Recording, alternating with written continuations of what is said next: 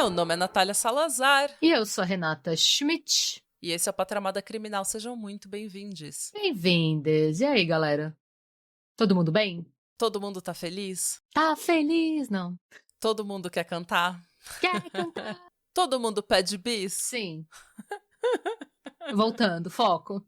Hoje, eu vou te contar a história de 3 mulheres holandesas. Tá. A Honey, a Truus e a Fred. A história dessas mulheres eu li num livro chamado Seduzindo e Matando Nazistas. Meu Deus! Uhum. Esse livro ele foi escrito por uma holandesa chamada Sophie Poldermans, uma advogada, autora, palestrante e consultora que estuda a história dessas 3 heroínas da resistência holandesa há 25 anos. E chegou a desenvolver uma amizade com a Truus e a Fred. Uou! E assim, gente, antes da gente começar, eu quero dar um alerta gatilho a palavras em holandês e alemão pronunciadas de forma extremamente chulas.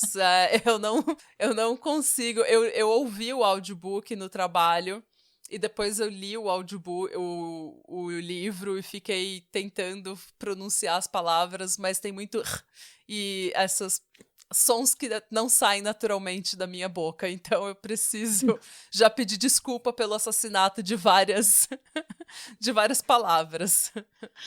Eu tô estudando alemão tem 3 meses, então assim, talvez eu possa ajudar, muito provavelmente não. Eu vou aportuguesar aqui a pronúncia da maioria dos nomes, não são muitos, mas eu vou aportuguesar tudo que eu puder pra gente conseguir também, né, dar continuidade à história aí. Essas 3 mulheres, elas fizeram parte da resistência holandesa aos nazistas, à ocupação alemã nos Países Baixos.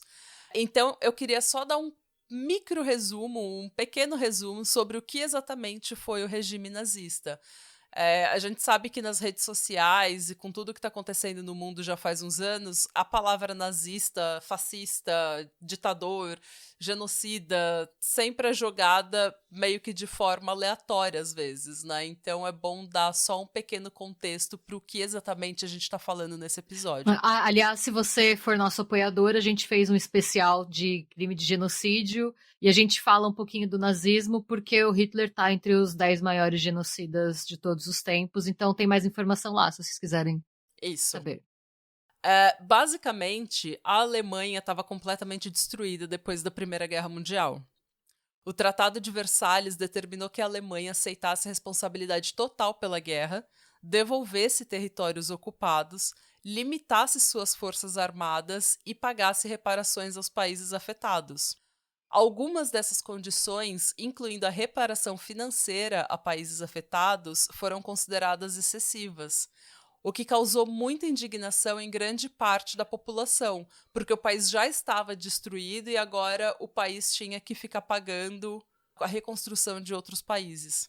Hoje é considerado meio consenso na comunidade, não sei nem se é meio que um consenso, né, mas hoje o Tratado de Versalhes é considerado muito duro mesmo. Porque era como se a Alemanha tivesse feito a guerra completamente sozinha, sem ninguém ter feito absolutamente nada. Sim, Alguns historiadores dizem que essa indignação, junto com os problemas econômicos que a Alemanha sofreu por conta da guerra e da dívida, foi o que fez com que os alemães começassem a apoiar a retórica do Adolf Hitler. O Hitler ganhou popularidade se colocando numa posição de homem comum. Ele não era como os outros políticos, Renata. Essa gente traidora que não ligava para os problemas do cidadão comum, não. Ele não era como os traidores do país que tinham assinado o Tratado de Versalhes, um acordo que sequer contou com a participação da Alemanha e que basicamente destruiu o país financeiramente, afetando principalmente as classes mais baixas. Não. O Hitler era um homem do povo. Sabe aquele homem que é um bruto, mas que ama o país? É um bruto, mas não é uma pessoa ruim? Ele é amigo do trabalhador, do operário, do cidadão comum, da classe média. Entendi. Mas jamais, Renata, jamais ele seria um comunista. Jamais. Ele jamais aceitaria uma revolução bolchevique ou os ideais marxistas que pregava a igualdade e a cooperação entre as nações. Isso é coisa de esquerdista sujo, tá? Entendi. Ele era para os trabalhadores, mas não marxista, não esquerdista. Ele tinha a sua própria versão do socialismo, que era um socialismo nacionalista ou nacional-socialismo, que é o socialismo em que o cidadão alemão faz de tudo pelo país, pela reconstrução do país. Ele abre, inclusive, mão dos próprios interesses para atender um bem comum, o bem da nação. E daí você não tem como falar não, né? Porque a Alemanha está destruída, então você tem que votar medidas drásticas que vão contra os seus interesses em nome do bem da nação. Você precisa apoiar certas ideias e leis para o bem geral da nação. Entendi. O fato de Hitler pregar o socialismo, usar a palavra socialismo nacionalista ou nacional-socialismo, faz com que muita gente hoje diga, né, que ele é de esquerda. Isso para meio que reescrever a história e se afastar do nazismo, avançar ideias de extrema-direita sem ser comparado aos nazistas. Mas, tipo, eu não conheço um historiador ou qualquer pessoa que entenda socialismo e marxismo que ache que ele é de esquerda. Sim. É só gente do Facebook mesmo, sabe? É só Mas por é porque conta- ele usa. Ah. É porque ele usa essa palavra, porque quando o Partido Nazista foi fundado, eles usaram Partido dos Trabalhadores, Partido Socialista dos Trabalhadores Alemães, uma coisa assim. Então tinha o socialismo no nome. Ah, sim, mas aqui tem vários partidos que são mais alinhados à direita que hoje usam nacional-socialista.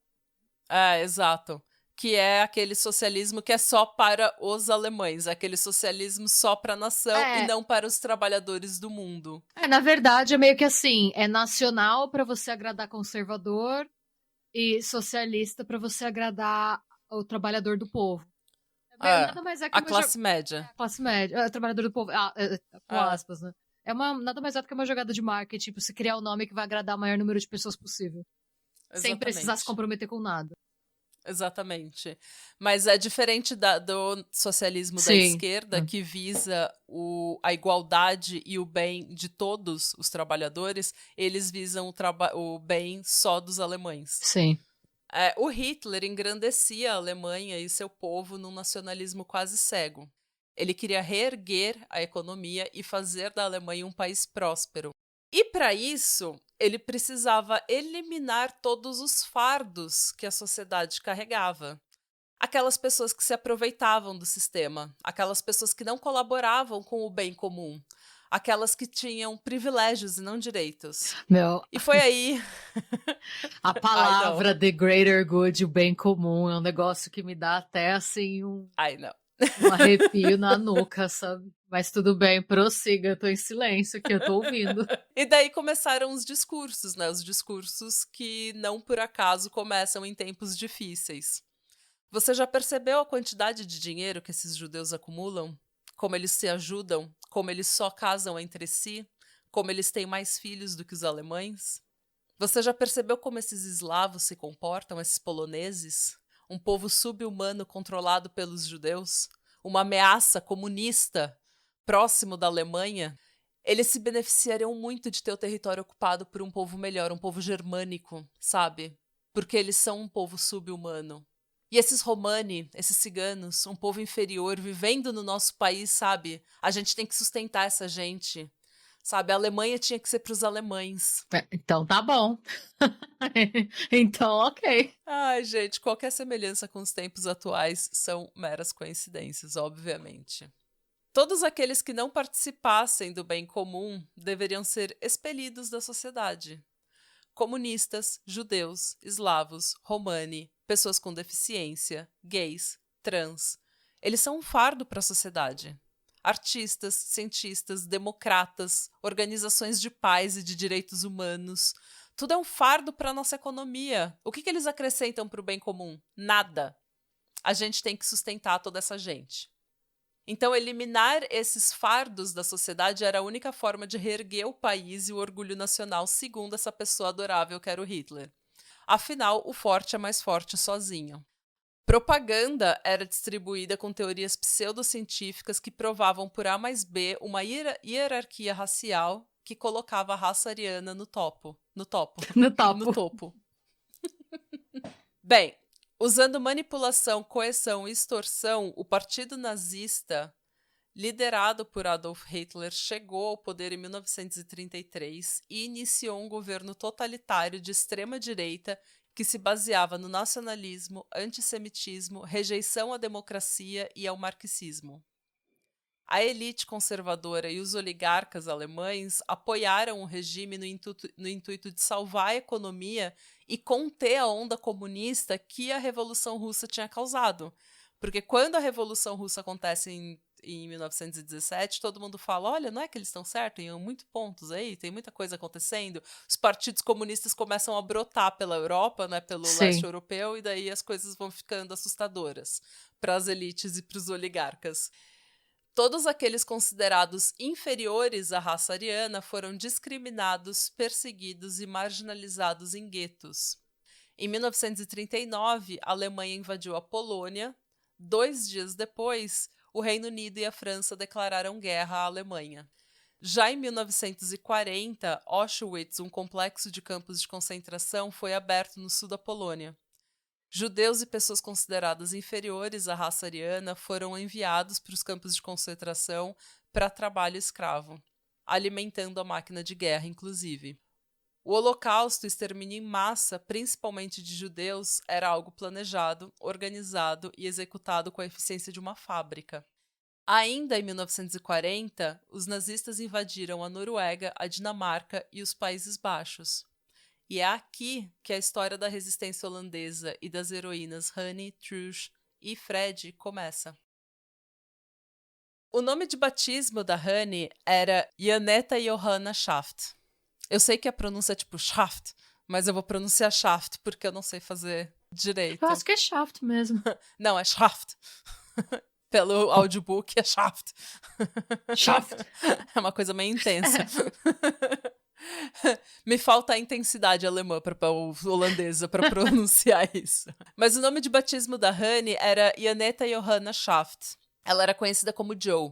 Hanne era o nome que ela viria a adotar anos mais tarde no movimento de resistência, então por enquanto eu vou chamá-la apenas de Joe. Ela nasceu em 1920 em Haarlem, nos Países Baixos. Os pais dela trabalhavam na área de educação, mas a mãe tinha abandonado a carreira para cuidar da família depois de se casar. Ela teve uma irmã que morreu de difteria aos 12 anos de idade e, com isso, a família se tornou um tanto quanto reclusa e super protetora da Joe. Então ela era tipo, sabe aquela criança que não pode fazer absolutamente nada e pode estar tipo 20 graus, ela tá com um casaquinho porque é pra não pegar gripe? A criança da bolha. A criança da bolha. Ela era uma ótima aluna, mas era extremamente tímida e frequentemente sofria bullying por ser ruiva e ter sardas. Aparentemente, nenhuma época, nenhum lugar do mundo, os gingers se salvam do bullying. É uma coisa constante. Será que não era por causa da própria Irlanda? Porque por muito tempo, a Irlanda tem muito ruivo, né? E por muito tempo, ser irlandês era meio que sinônimo de ser pobre. Então existia esse estigma. Tipo, tinha muito. Tanto até hoje é muito engraçado. Eu vejo tem muita mulher ruiva aqui que tinge de loiro, que não quer. Você vê a raiz, ao contrário, você vê aqueles 3 dedos de raiz vermelha, porque pra eles. Aqui também. É considerado meio que um sinônimo de você ter vindo de uma origem humilde. A própria Marilyn Monroe era ruiva, né? Ela tingiu de loiro, exatamente. Norma Jean Baker, se você vê a primeira capa dela pra Playboy, que ela tá naquele tecido vermelho, ela é ruiva, natural. Não sabia, não lembrava disso. Ou não sabia. A Norma Jean é ruiva, a Marilyn Monroe é loira. Entendi. Então tinha um estigma mesmo. É o que fala, né, gente? Tudo isso que a gente fala é o estigma social, né? Não tem nada a ver com ser bonito, ser feio. A discriminação pela discriminação, exatamente. Só porque é diferente. Exatamente. O pai dela era membro ativo do Partido Social Democrata dos Trabalhadores, um partido socialista marxista. E nos jantares da família era normal conversar sobre o que estava acontecendo na Alemanha, principalmente assim, depois, né, que Hitler assumiu, o que estava acontecendo na Holanda. Então ela sempre foi muito politizada, ela nunca foi uma pessoa alienada a esse tipo de assunto, apesar de ter sido super protegida.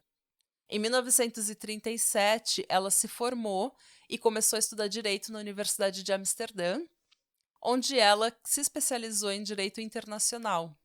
E o sonho dela era ir para Geneva trabalhar na Liga das Nações, que é uma organização que antecedeu a Organização das Nações Unidas. E o sonho dela era trabalhar com os valores e os ideais que ela tinha recebido dos pais, que era justiça e igualdade. Todas as conversas voltavam sempre, sabe, nesse tema de justiça e de igualdade entre todos. Então, Bonito. isso eram valores muito fortes para ela, e ela queria fazer isso na Liga das Nações, trabalhar com esse tipo de coisa. Na faculdade, ela se tornou amiga de duas garotas judias, a Philine Polak e a Sonia Frank. Em 1939, depois da invasão da Polônia, ela começou a trabalhar com a Cruz Vermelha, enviando roupas, cobertores e mantimentos para os prisioneiros de guerra. Então, logo de cara, ela já começou a se envolver em algum tipo de trabalho social para ajuda na guerra. Quando a Alemanha invadiu os Países Baixos, ela voltou para a casa dos pais até a poeira baixar, mas logo ela voltou para Amsterdã e continuou os estudos. E lá, ela vivia com mais duas meninas, a Anne e a Nelly, e ela se reunia frequentemente com a Philine e com a Sônia. E essas meninas, elas discutiam tudo, mas principalmente uma coisa que elas gostavam muito de discutir era política e o que estava acontecendo no mundo. E elas ouviam uma rádio legal chamada Rádio Laranja. E elas liam os jornais, liam e discutiam os jornais ilegais que eram produzidos na universidade. Porque depois que a Alemanha tomou a Holanda, qualquer tipo de propaganda anti-alemã ou anti-extrema-direita foi proibida. Então, tudo isso acontecia por rádio pirata, jornal ilegal, panfleto ilegal. Em novembro daquele mesmo ano, todos os judeus, alunos ou professores foram expulsos da universidade. Lojas e negócios judeus começaram a ser depredados e atacados. Algumas pessoas protestaram as novas medidas, um artigo foi escrito na revista principal da universidade, mas, naquela altura do campeonato, os Países Baixos já tinham se rendido e o governo já tinha se exilado em Londres, então a vida simplesmente seguiu. Não tinha o que fazer nada, não tinha o que fazer naquele momento contra os alemães. Em fevereiro de 1941, 400 judeus foram presos e deportados. E mais greves se alastraram pelas ruas de Amsterdã e ela começou a participar desses protestos e trabalhar mais ativamente numa oposição, em formas de oposição, de opor o que estava acontecendo. E com toda aquela tensão política, ela começou a ir muito mal nos estudos, porque ela já não conseguia se concentrar. Ela não conseguia mais fingir que nada estava acontecendo, né? Não, imagina a ansiedade também, deve ser assim, eu não consigo imaginar o horror que deve ser você viver num território ativamente ocupado. Sim, e as suas duas melhores amigas sendo expulsas simplesmente por serem judias. Por nenhum outro motivo. Alunas ótimas, simplesmente expulsas. Todos os professores judeus expulsos. Não tem como não ter muita ansiedade nesse tipo de situação. Como as notas dela estavam indo de mal a pior, os pais dela resolveram cortar o auxílio que eles davam para ela morar em Amsterdã e ela veio morar em casa. Acho que meio que tipo, não, você vai morar em casa que é para você se concentrar no que você tá fazendo. E ela continuou estudando, mas ela morava com os pais. Em 1942, judeus foram ordenados a usar uma estrela amarela na roupa que os identificassem quando eles estivessem em público. Não usar essa estrela era motivo suficiente para a prisão. A Jo, então, começou a roubar carteiras de identidade, falsificar carteiras de identidade e dar para que judeus pudessem escapar e se esconder. Então ela tinha todos os esquemas, tipo, precisava de tem uma mulher de 40 anos aqui, sei lá, branca, do olho azul. Tá bom, relaxa que eu vou lá, ela tipo, sabe aquele pessoa... Procurava alguém parecido. Sabe aquele negócio nos desenhos, quando a pessoa abre o sobretudo e daí tem tipo 30 identidades? Sim. Ela era essa pessoa. Eu pensei no Aladdin, o vendedor do Aladdin. Quer comprar um solé? Ela era essa pessoa. Ela também ajudou a esconder diversas meninas judias, inclusive na casa dos pais dela.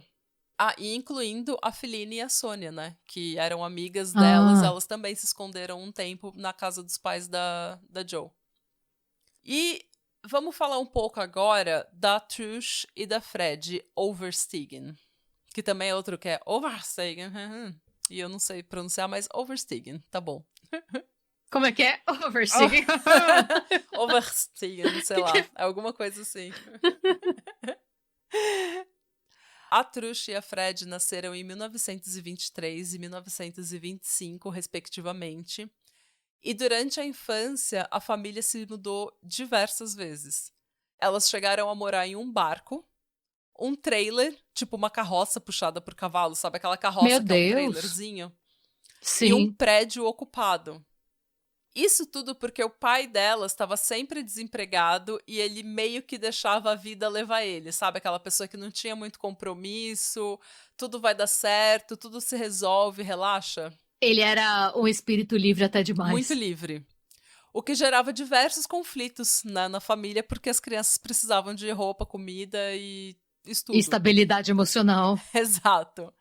Então, os pais dela se divorciaram em 1933. A mãe dela pediu o divórcio, que era algo assim, em 1933 era É. o tabu máximo da sociedade. O escândalo do escândalo do escândalo. Pois é.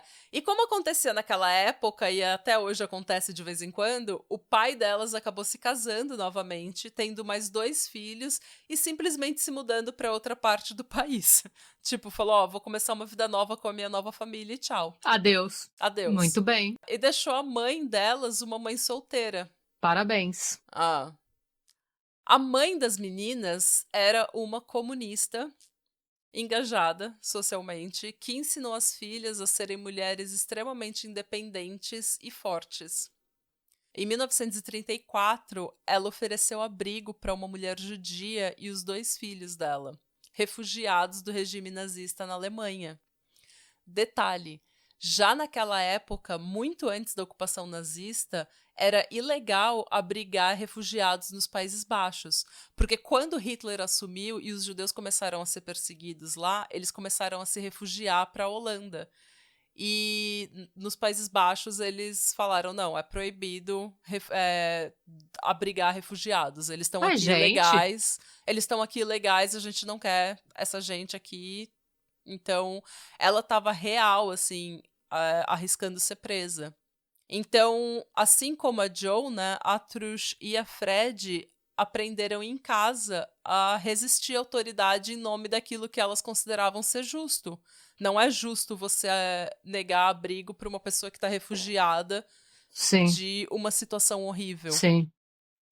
Uma situação que ela não escolheu, sobre a qual ela não teve nenhum controle, né? E uma mãe com 2 filhos, É, sabe? Não é uma pessoa, um assassino que eu tô refugiando aqui, não é um bandido, não. é. Nessa época, a mãe delas ficou grávida, possivelmente de um dos refugiados que receberam abrigo na casa dela, e ela deu à luz a um menino chamado Robbie. Quando a guerra estourou e a Alemanha ocupou os Países Baixos, a família começou imediatamente, se uniu imediatamente à resistência. Uhum. A mãe dela imprimia jornais e revistas ilegais em casa. E o Rob, com 6 anos de idade, ele ficava trabalhando de vigia. Porque a Oh, máquina de impressão, ela fazia um barulhão, assim, ela era velha, ela fazia aquele barulhão. E daí, quando passavam os alemães, os soldados alemães fazendo revista, alguma coisa, assim, nas casas, ele começava a gritar pela mãe, que era para alertar que os alemães ah, estavam na vizinhança e que era para parar a máquina para não fazer barulho. que gracinha. 6 anos de idade. Um pequeno vigia. Um pequeno vigia. A Trush e a Fred saíam pelas ruas distribuindo folhetos e jornais pró-resistência e meio que informando as pessoas que ali existia a resistência. Elas, tipo, meio que pichavam ou colavam adesivo do símbolo da resistência nos muros para deixar alertando, assim, as pessoas que ali tem resistência. Se você precisar de refúgio, se você precisar de abrigo, você pode encontrar naquela região. Um belo dia, um homem bateu na porta da casa da família pedindo para falar com as meninas, com a Trush e a Fred. Ixi. Ele se apresentou como Franz van der Wiel, um comandante do Conselho de Resistência, o RVV, que começou como meio que um partido comunista e virou a força de resistência naquela região. Ele perguntou para elas se elas estariam interessadas em participar de formas mais sérias de resistência, como, por exemplo, sabotagem e até assassinato. Eita. Detalhe, gente, elas tinham 15 e 18 anos. Ai. Elas aceitaram se encontrar com o tal do Franch uma segunda vez, para saber mais sobre o movimento de resistência. Nesse encontro, ele apontou uma arma para elas, dizendo que ele era, na verdade, um membro da Gestapo, a polícia secreta alemã que investiga casos de traição, espionagem, sabotagem e ataques ao partido nazista. Ele exigiu que elas entregassem o paradeiro de um homem judeu, apontando uma arma para Meu elas. Deus, gente. Mana, essas duas adolescentes pequenininhas. A Fred era muito pequena, ela parecia uma criança. Sem medo nenhum, começaram a descer o cacete nesse homem. Meu Deus! Chutar e bater nesse homem, que começou a gritar que tudo não passava de um teste e que elas tinham passado com nota máxima. Eu acho que eu continuava batendo só pra provar meu ponto. Sim! Só pra ensinar uma lição. E foi assim que a jornada da Trush e da Fred Oversteegen no Conselho de Resistência, ou RVV, começou. Já amei. Mano, elas desceram o cacete nesse homem. Imagina. Imagina um homem armado e elas sem nada, desarmada, elas só descem o cacete. Em 1943, foi a vez da Jo se juntar ao Conselho de Resistência. Ela adotou o nome Honey, e foi assim que ela conheceu a Trush e a Fred. A Jo, né? A Honey, quando ela ainda era Jo, ela se juntou ao Conselho de Resistência. E daí eles fizeram um teste com ela também. Eles falaram, ó, tá aqui, sua primeira missão é matar aquele tal oficial do exército alemão. Deram uma arma na mão dela que ela nunca tinha usado. E ela, mano, se cagando de medo, ela foi lá e na hora ela só atirou. Só que não saiu nenhuma bala. Porque ele falou, não, é um teste, você passou. Bem-vindo à resistência. Meu Deus! Você tem o que a gente precisa, que é enfrentar a situação apesar do medo e da ansiedade. Ela ficou puta, mas ela se uniu à resistência e ela adotou o nome Honey. E daí, como ela conheceu a Trush e a Fred, também é uma história muito engraçada, porque ela foi enviada... Porque todo mundo no RVV, na resistência, trabalhava em times. E daí ela foi enviada para um hospital onde a Trush e a Fred estavam trabalhando como enfermeiras. E a Honey foi enviada para lá e falou, ó, vai nesse hospital, procura essas duas e vocês vão trabalhar como um time na resistência. A Honey chegou lá, né? Falou, ó, eu quero falar com a Trush e com a Fred. O cara deu um escritório para elas sentarem e conversar. E uma tava com medo da outra. Elas não sabiam se elas podiam confiar na Honey e a Honey não sabia que se ela podia confiar nas duas. Ou se era tudo um teste. Ou se era tudo um teste, ou se era alguém, porque o que acontecia muito era gente se unindo à resistência para trabalhar como agente duplo. Então era muito perigoso, né? Você podia estar falando com um traidor. Sim, porque naquela época você poderia, por exemplo, chegar para o regime nazista e negociar vantagens, porque tempos de guerra, gente, rola muita escassez. Então tinha gente que negociava, tipo, eu vou entregar tal pro meu vizinho, em troca eu vou conseguir uma casa melhor, em troca eu vou conseguir uma ração de comida de 2 meses. Então acontecia muito, né? Não, e daí, tipo, tinha muita gente colaborando, muita gente na Holanda, né, nos Países Baixos, colaboraram ativamente com os nazistas. Só que daí, então, elas estão naquele escritório, as 3, armadas, vestidas de enfermeira. É uma cena muito filme do Tarantino, né? Não é? E as 3, uma olhando pra cara da outra, sem saber se elas podem confiar uma na outra e com medo de falar qualquer coisa. Até que uma delas não aguentou e simplesmente começou a dar risada. E daí elas começaram a todas dar risada. A Honey começou a chorar porque ela tava tão nervosa que ela só colocou a arma na mesa assim e começou a dar risada. E daí as 3 colocaram a arma na mesa e falaram, não, a gente tá no mesmo barco, no mesmo time aqui. Sobre a Honey, a Fred comenta, à primeira vista, a Honey era muito doce e gentil. Ela parecia tão delicada que você pensava, como é possível que uma pessoa assim esteja na resistência? Nós éramos, na minha opinião, muito mais duronas do que ela. Mas rapidamente descobrimos estar erradas. A Honey era uma verdadeira mulher da resistência, muito corajosa e ferozmente antifascista. E quando ela fazia o que ela fazia, você só pensava, sim. Meu Deus. E as 3 mulheres formaram o time perfeito. A Honey, a advogada, a intelectual, a Trush, a decidida, líder nata, e a Fred, a inteligência, aquela que estudava cada detalhe de cada operação com antecedência, mapeava tudo, fazia todo o plano que elas iam executar. E as 3 tinham uma grande vantagem sobre todos os colegas homens de resistência.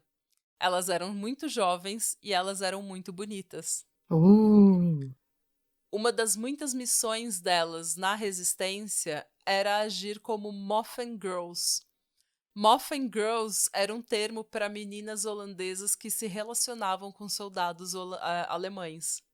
Pelo que eu entendi, Moff é um termo pejorativo que eles usavam para se referir aos soldados alemães e significa chucrute. Então, Moffen Girls, as mulheres que se relacionavam com soldados alemães, eram literalmente chamadas de, tipo, as meninas chucrute. Meu Deus!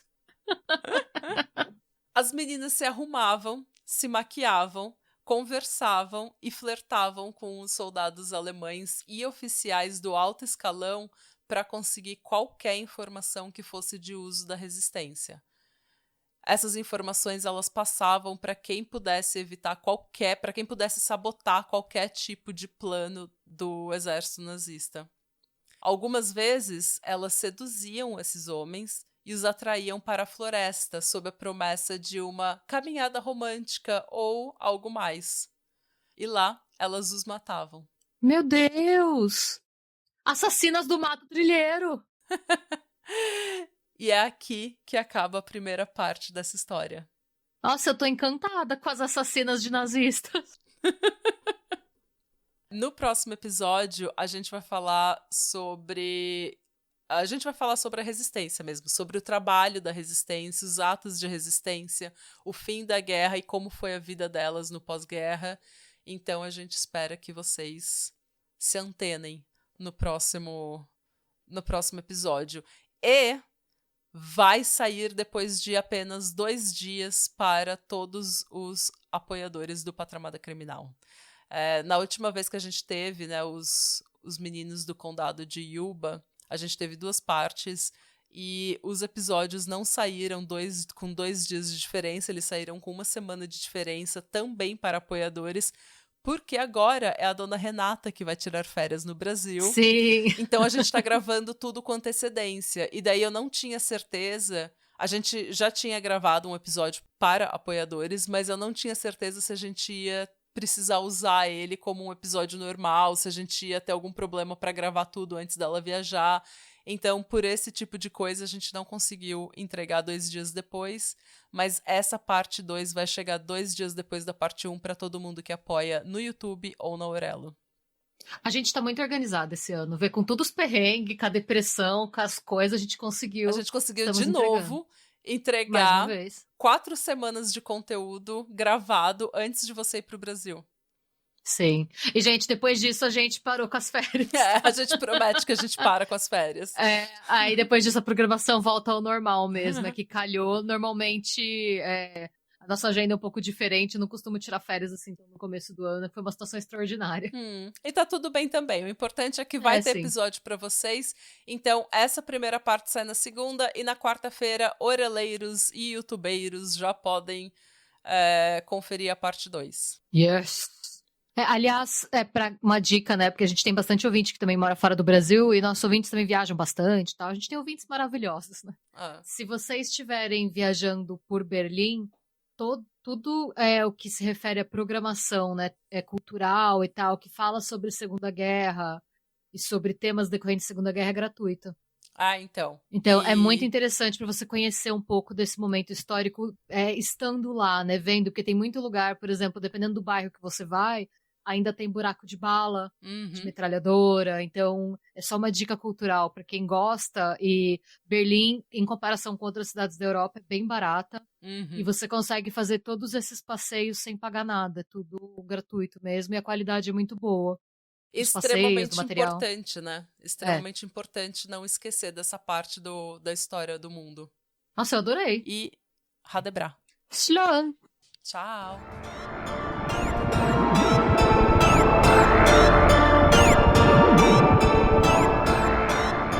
E se você gostou desse episódio e quer receber conteúdo exclusivo sem comerciais, vá até a Orelo para se tornar um apoiador do Pátria. Você também pode se inscrever no nosso canal do YouTube para episódios inéditos todos os domingos. E agora sim, tchau!